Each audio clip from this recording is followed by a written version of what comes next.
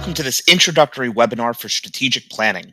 I'm Isaac Satin, Director of Customer Communications for IBISWorld. If you haven't already done so, I suggest you watch the general overview video, which goes through some best practices, search functionality, and general tips for the IBISWorld platform.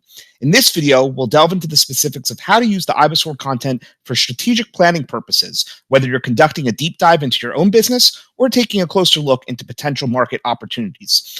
Let's jump in today in the database. We're going to use refrigerated storage as our example here. It's been an industry seeing continued steady growth over the last decade, increasing in size by nearly 50%. So when you're looking at a report through the strategic planning lens, it's all about helping you develop a plan. Now, some of our clients are doing planning every single month, while other clients make it an annual activity, looking at a 3-year or 5-year window. Regardless of what you're doing for yourself, our information is going to be able to assist you with that. Right at the About page, I like to always call out just simply our plethora of other titles that could be closely connected to the industry that you're reviewing. So not only in the supply chain of understanding the up and downstream sectors, but also related industries. So maybe your business operates in a multitude of different spaces. So it's not going to be just one single report you want to look at, but other reports that are going to be complementary or potentially competitors as well. It's all going to come into play.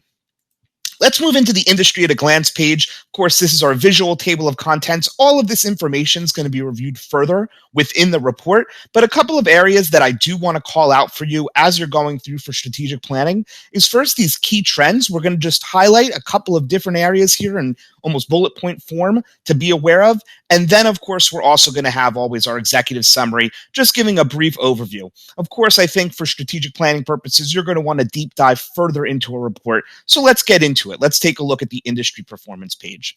Now, first off, we're going to identify key external drivers. These are things that are outside of an operator's control, but that you want to be very, very aware of. So obviously, all of these different categories here can be looked at and just thinking through, how do they align with what you're seeing, what you're anticipating, because they're always going to be present within your world, these external drivers. So making sure there's an awareness and an action plan for each of those. The current performance, I think this is a great chapter to see how does this align with what you guys have been seeing specifically for your business. Where's the overall form of the industry going? But more so, I think the analysis behind this is really critical. We're going to highlight all the major events that might have taken place, different trends that are going on, how different businesses might be impacting the industry or M&A activity could be impacting it.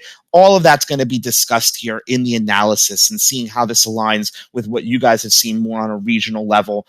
Are you being able to be reactive or anticipate some of these things and be a little more proactive around them? So make sure to check that out there.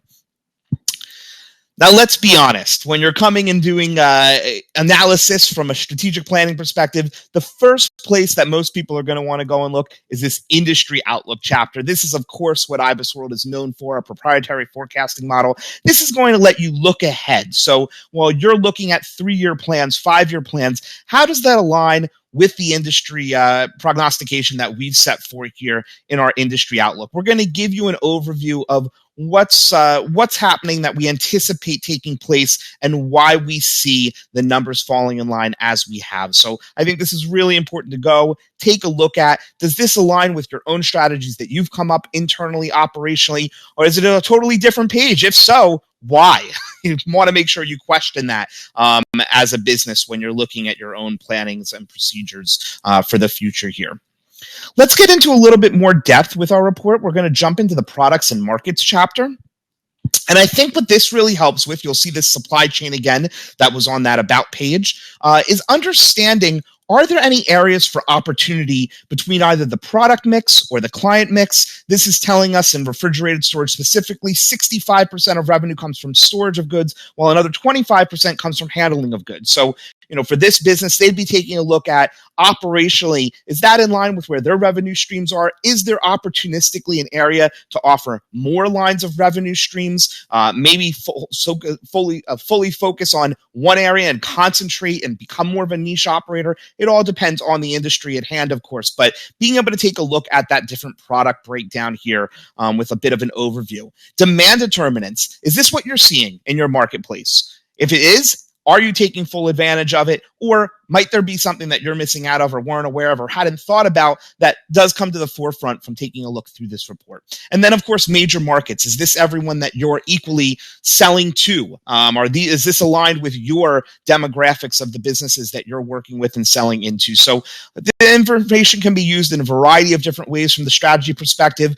Also, let's not forget, if you're looking to acquire new businesses or expand your product offering, that's going to be really helpful of looking at these industry reports to understand anything that you're looking for in terms of a breakdown for it. And of course, we're always going to have that analysis backing it up. That's a key part of the IBISWorld information. Let's jump into the geographic breakdown chapter. This is a newer section that was added in the recent year, enhanced quite a bit, where you can actually get further into the state level. Are there potential new areas to explore for expansion? So we talked about new products and new people to sell to, new businesses to sell to, but now we're talking about new regions to sell into. You'll see here Colorado's highlighted, 24% fastest growth. What I love about this information is that if you also subscribe to our state industry reports, you can click on any of these states and delve even deeper. So let's take a look at the Colorado state report real quickly. We saw it's the fastest growing state in terms of refrigerated storage. Now we're in an individualized report specifically for this industry in this state. So you're going to see a bunch of information specific and unique to this state level. I think it's really cool. We can go all the way down to the county level, which is the first time we've ever been able to offer something like that. So definitely check that out if you're looking to get even more granular with where you're looking for the business to potentially expand or focus on from a regional perspective. And another just great tip here is that you can quickly sort and filter all the different states. So we can see California has the most refrigerated storage businesses. Alaska, hey, you can just put it in the backyard, right? Has only 2 total, as well as some other colder regions here. That makes sense, right? Or maybe how the manufacturing works for some of the food products or medical products that need to be refrigerated. But you can really see our ability to sort a full range of information here with this geographic breakdown. Let's jump into the competitive landscape chapter. I think a couple of areas that are huge to point out here from a strategy perspective, key success factors, right? Let's focus in on these 5 or 6 things that IBISWorld typically talks about and analyze how are we as a business going through and being successful with each of these key success factors. What kind of resources are we putting into them?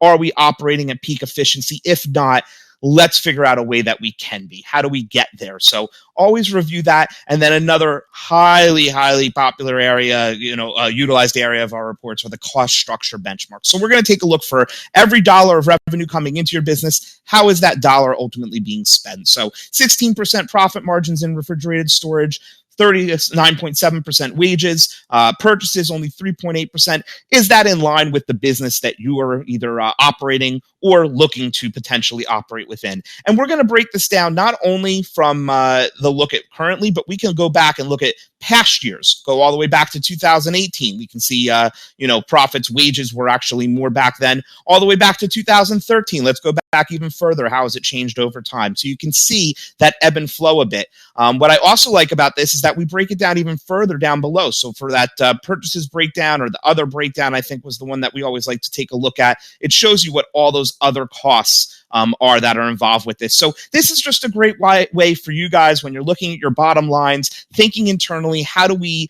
obviously drive more revenue?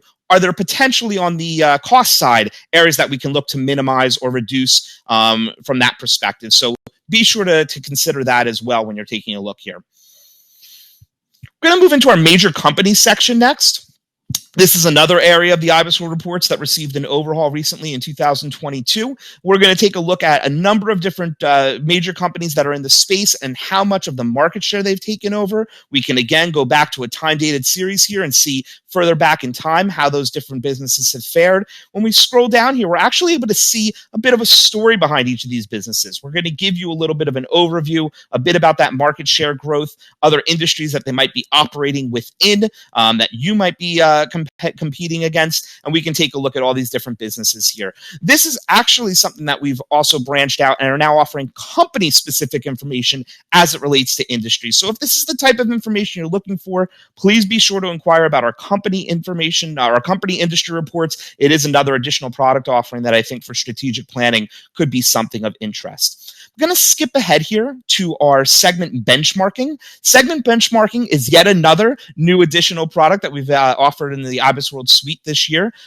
where now, again, if you're looking to be really specific, if the industry report is too broad, we can now narrow it down all the way to businesses based on employee size. So now we're looking at refrigerated storage from 0 to 4 employees, 5 to 9 employees, all the way up to 500 plus employees. You can see where, the smaller businesses and the larger businesses are increasing in terms of market share. However, the smaller businesses are decreasing. So it looks like new tiny market entrants. Some of the bigger businesses might be buying up some of these, mid-sized companies as well. And then obviously, you want to take a look at like for like, understanding where your business lines up or where you're projected to go. You can click right on the range of the employees that you currently have and take a look at how businesses in that range are faring. And it's pretty interesting to see sometimes there's a pretty big variance depending on the business size. There's also a great SWOT analysis for businesses in this space that you can take a closer look at. So you might have seen that earlier in the reports and you're seeing it again here. So all this benchmarking data is available to you